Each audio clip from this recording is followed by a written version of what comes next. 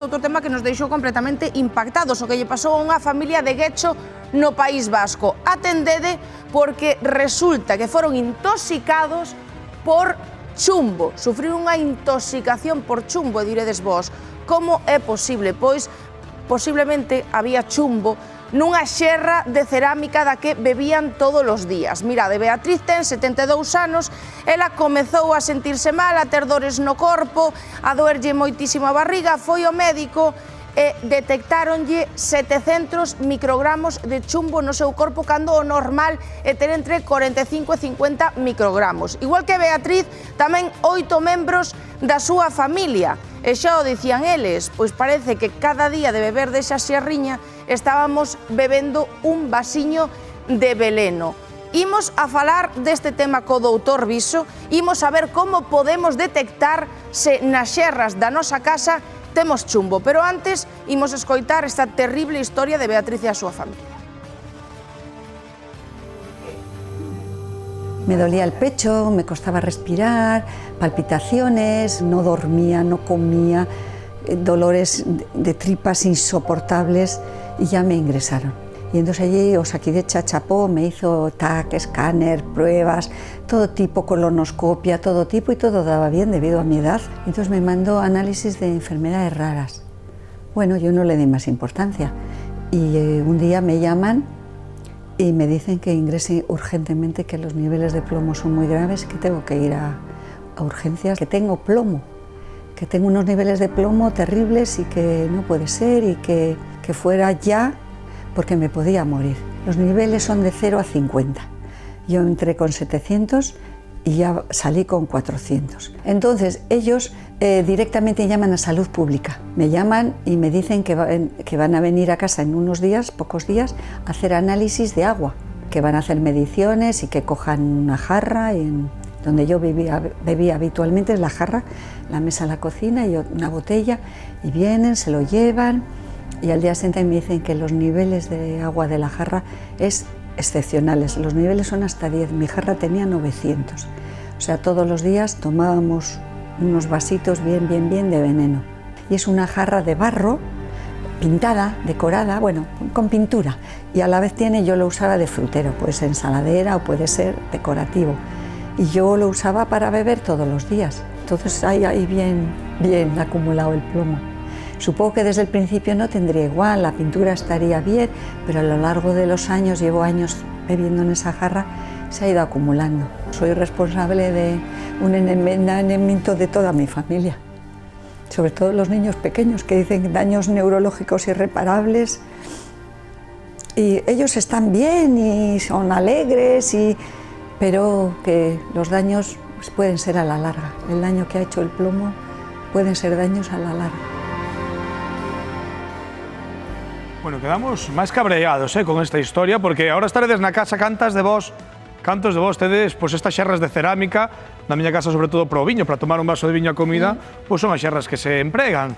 E a pregunta que vos estades facendo hasta ahora, oi, estáme envenenando a miña xerra de cerámica, como podo comprobar eu? Hai algunha maneira de comprobar se esta xerra ten algo malo ou non? Doutor Viso, moi boas tardes. Boas tardes. Boas tardes. Mi madriña, esta historia de Guecho que me deixou a min alucinado, e a pregunta que se está facendo a xente na casa, que nós escoitamos, é se hai algunha maneira de sabermos nós mesmos na nosa casa se esta xerra pode ser un perigo para nós. Sí, podémoslo saber. Hai formas caseiras e incluso ir á farmacia, que hai unhas tiras que se pasan polos obxectos sospeitosos e nos pode dar unha tinción. Pero hai un método moito máis fácil, que é simplemente coller un hisopo, estes hisopos que utilizamos nos hospitais ou os médicos de cabeceira para coller mostras, por exemplo, de farinxe, nos vale, leva unha turunda de algodón simplemente. Que pegábamos no coronavirus, por exemplo, nos test de coronavirus, por exemplo, ese mesmo. E isto é vinagre de limpeza. E entón simplemente pasamos a turunda por aí, que se empape ben, deixámoslo un ratiño, vale? E unha vez que xa o temos ben empapado e activado, pasámoslo por dentro da xerra e simplemente por todos os bordes, porque tamén hai que decir que a veces o feito, por exemplo, esta xerra levaba 20 anos empregando. Claro. E é 20 anos pasando por aí agua, solamente pasando estropallos, e iso vai desgastando o esmalte de dentro. E entón é cando pode aflorar ese chumbo. Claro. E entón, que pasaría? Mira, esta...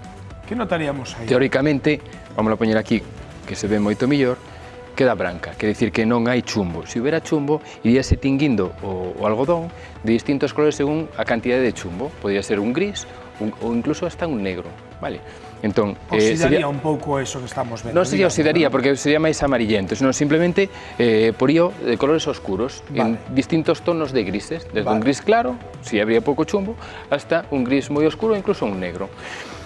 Pois é moi sinxelo, non? Porque con ese vinagre de limpeza que podemos atopar en calquer supermercado, podemos xa pasarlo ás nosas xerras ou mesmo fruteiros que teñamos para ver se, dende logo, estamos sendo intoxicados, inda que sexa aos poucos, de chumbo. Incluso hai unha forma mellor de detectalo, aquí facémolo rápido porque o tempo apremia, que é botar o vinagre na xerra, deixalo 24 horas e logo pasar a turunda, incluso ainda máis fiable.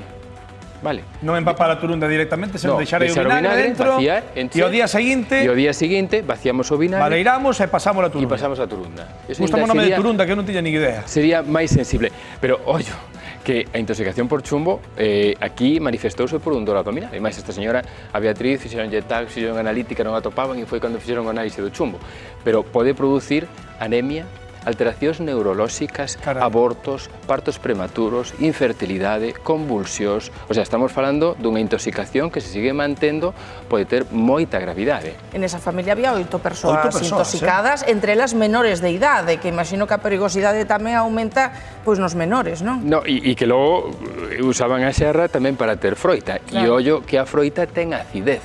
E esa acidez activa ainda máis o chumbo que fai que sexa máis absorbible polo corpo, co cual, bueno, pois o que dicíades antes, non?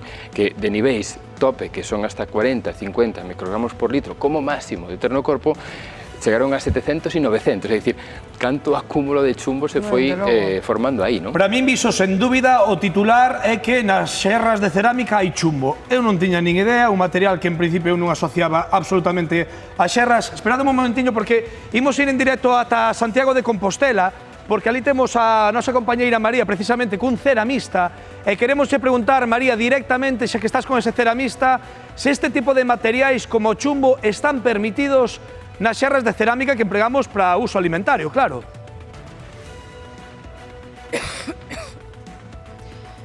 Pois hai un reglamento europeo precisamente que fala disto do ano 2006 que establece unha serie de límites, uns límites moi ínfimos de sustancias tóxicas nas cerámicas esmaltadas. Son, como digo, cantidades moi pequeniñas, como por exemplo de plomo ou de cadmio. Pero a pregunta de se a cerámica do xendía leva plomo, sí ou non, pois imos contestar Xaime a galega, non? Sí, pero non como antes. Moi boas tardes. Efectivamente, sí, claro que se utiliza o plomo. De feito, se utiliza o bisilicato de plomo ou plomo blanco que lle che. Que o temos aquí. Este que hai aquí. Pero, bueno, este utilízase para facer outros vidriados ou incluso se utiliza el solo para facer os transparentes, para facer transparencias ou engobes baixo cuberta, pero que non ten a toxicidade os que tiñan antes, da toxicidade que había antes. Antes utilizábase un miño de plomo, que este era color naranxa, que eso sí era tóxico. De feito, tóxico hasta certo punto, porque utilizamos todos toda a vida. Comemos en tarteiras vidriadas con miño de plomo toda a vida. O que eran as besugueiras, o que eran as taciñas do viño, todo eso leva o esmalte ese de miño de plomo que agora está prohibido usar. Pero utilizanse outros componentes de plomo como este que temos aquí? Sí, porque en cerámica para facer esmaltes é un dos componentes básicos para esmaltes de baixa temperatura.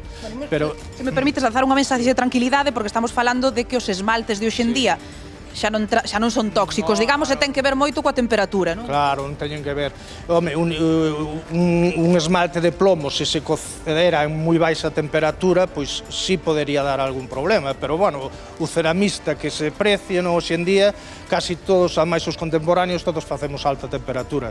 Utilízase os bisilicatos e isto pois para cursos, para facer esmaltes con decoración, pero para utilizar para cerámica utilitaria apenas se usa. Non sendo alfarería que sigues usando, eso sí. Podería ser o caso desta muller de Guecho que está intoxicada, que ao mellor a súa cerámica non estivera ben cocida?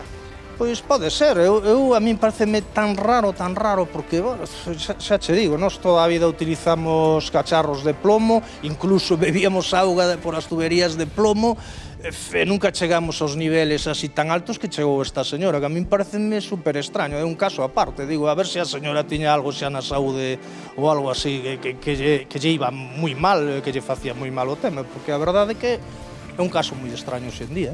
Bueno, dicía eu de mandar unha mensaxe de tranquilidade, sigo reforzando, a cerámica de hoxe en día é segura, non? Podemos comer nela e beber. Sí, hoxe xa che digo, a galena e todo iso que se utilizaba antaño, hoxe non se utiliza. Entonces, as tendas, os que suministran produtos para ceramistas, ven todo xa por lei, non? O sea, que non venden produtos que non sexan xa, entendes, que non estén homologados e que sexan tóxicos, é imposible.